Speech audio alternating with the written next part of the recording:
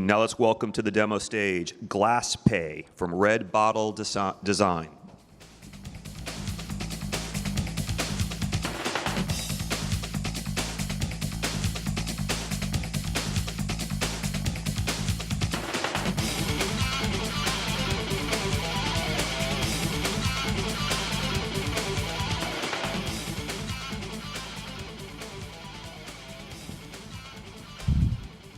Give me a moment here to get this all set up so you guys can see what I see. Okay.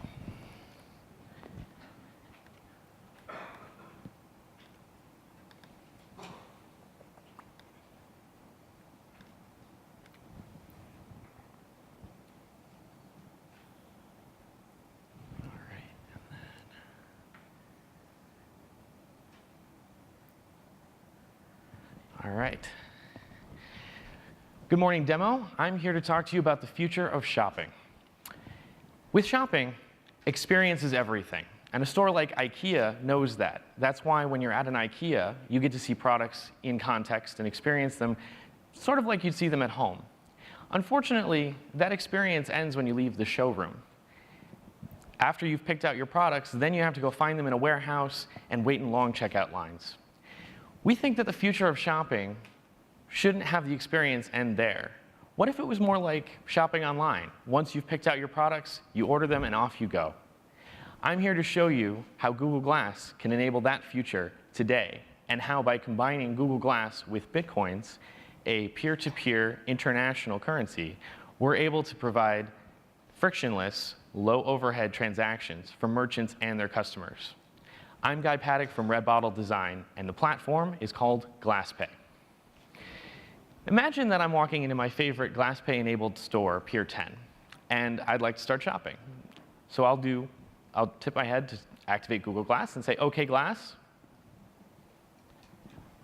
Oop, let me cancel out of that. OK, Glass. Let's shop. In the background, GlassPay is using Bluetooth beacon technology to determine where I might be shopping so that it knows which inventory system to connect to. It's detected that Pier 10 is nearby, so I'll go ahead and select that. And now that I've done that, it's connected to the inventory system, and I can go ahead and proceed to scan my first item. In this case, I'll scan these towels here. OK. And what it's done is it's actually connected to the inventory system, pulled the product description, and told me what the price would be. In this case, the towels are 0.1 Bitcoins, which is roughly 25 to 30 bucks. A little bit expensive, but I'll go ahead and add it to my cart. All right. And then I'm going to scan my next item, too. I'll scan these lamps here. Check those out. Let's see.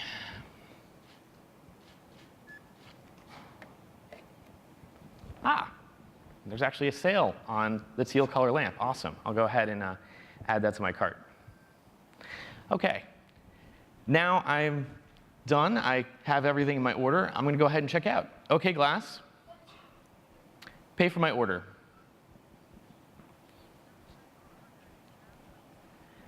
So close to 60 bucks. All right, I'm going to go ahead and tap to confirm my order. It's initiating a Bitcoin payment from my Bitcoin wallet, which is managed by Google Glass. And it can even let me know that my order is ready for pickup. So if it's the type of situation like an IKEA, where I'm assembling my order, and then I'd like to go shop somewhere else while a crew assembles it from the warehouse, I can do that. With GlassPay, we're revolutionizing the sales floor. We're focusing more on showrooming and less on having to stock products on the floor, which means for a big box retailer like Best Buy, they can actually focus on having more inventory in their managed warehouse, while at the same time allowing the customer the flexibility to get the information that they need when they need it. In addition, we think that this could revolutionize other areas of commerce as well. Picture a grocery store in which you're scanning items with GlassPay as you put them in your cart. So when you get to the checkout line, all you have to do is say, OK, Glass, pay for my order, and bypass the line entirely. Also imagine the opportunities for users at home for reordering products they run out of frequently. For example, inkjet cartridges or cooking products. You could actually scan it with GlassPay in context, add it to a wish list, or even do an order from your GlassPay device so that the next time you visit that retailer, it's available for pickup. We really do think that GlassPay is a killer app for Google Glass. Unfortunately, it will take some time for Glass to be adopted. That's why we have also scaled the platform to Android. If you visit our booth later today, you can actually try out the GlassPay app on Android, download it from the Play Marketplace, and try the purchasing experience firsthand. Thank you.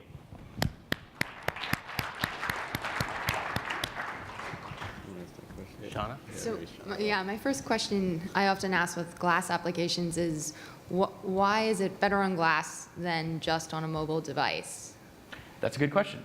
So with Glass, it has to do with it being in context, kind of in the moment, rather than being something where you have to go fish around in your pocket or your purse to get a device out to interact with things.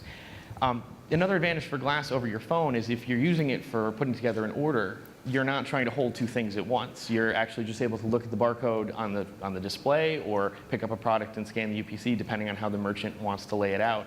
And that's fewer things to have to handle, especially if, for example, you're a parent and you're trying to shop and take care of your kids at the same time, that type of thing.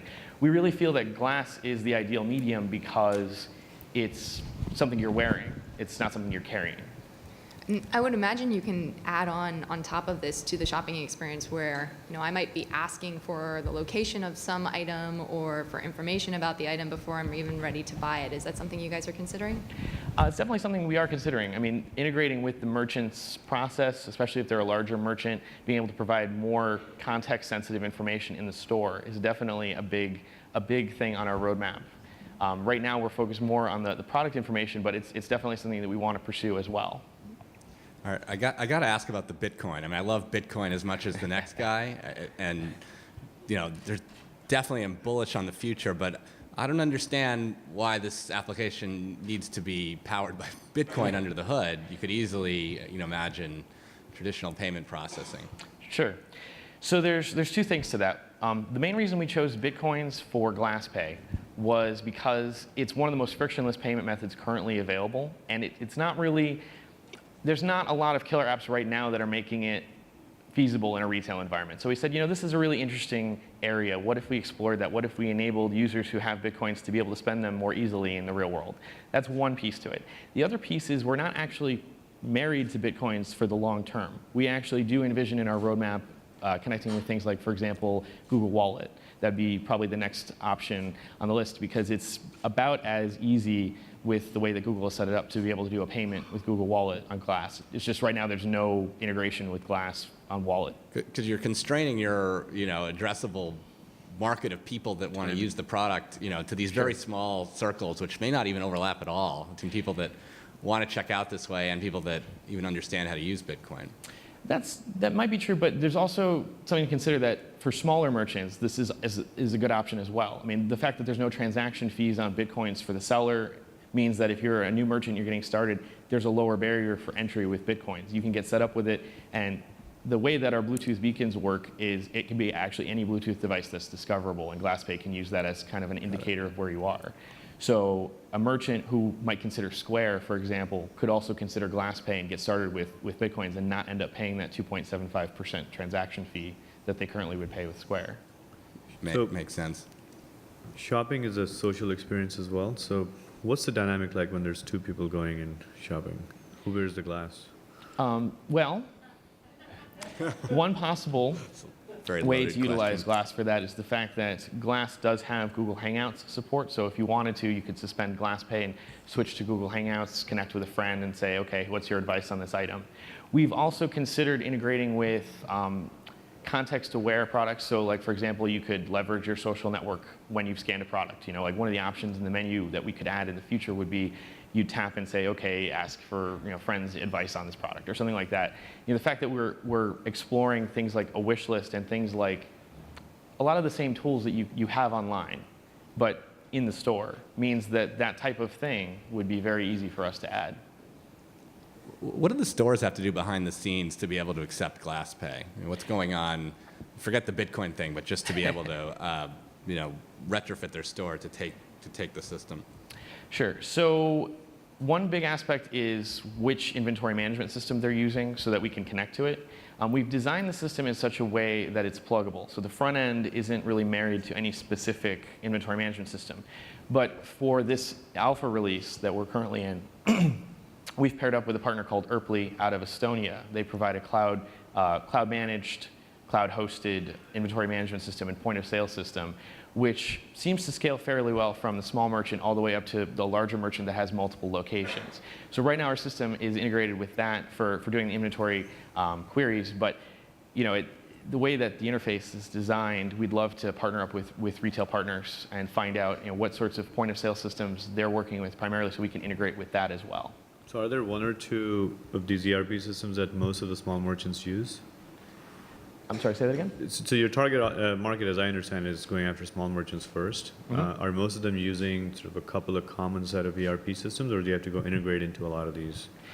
Well, what we found with a lot of smaller merchants is that their inventory management usually consists of a piece of paper or Microsoft Excel or something like that. A lot of times a smaller merchant might not be using an existing system, in which case if we're getting them set up with something like Erply, it's a natural progression because the system can scale. It can start with a products table of only 10 products if you wanted to. And in addition, they also get a point of sale system that's integrated with their stock count and things like that. So we found a lot of smaller merchants are just using things like Square for payment, but they don't really have any inventory tracking and that sort of thing. I could also see this with forward-thinking merchants or boutiques, right? It used to be and still is when you go into a coffee shop or something that accepts Square, there's a cool factor to it, and maybe those people at some point will move to Glass. So anyways, thank you so much for showing us a little glimpse at the future and for taking that step forward. Big round of applause for GlassPay, and we have one more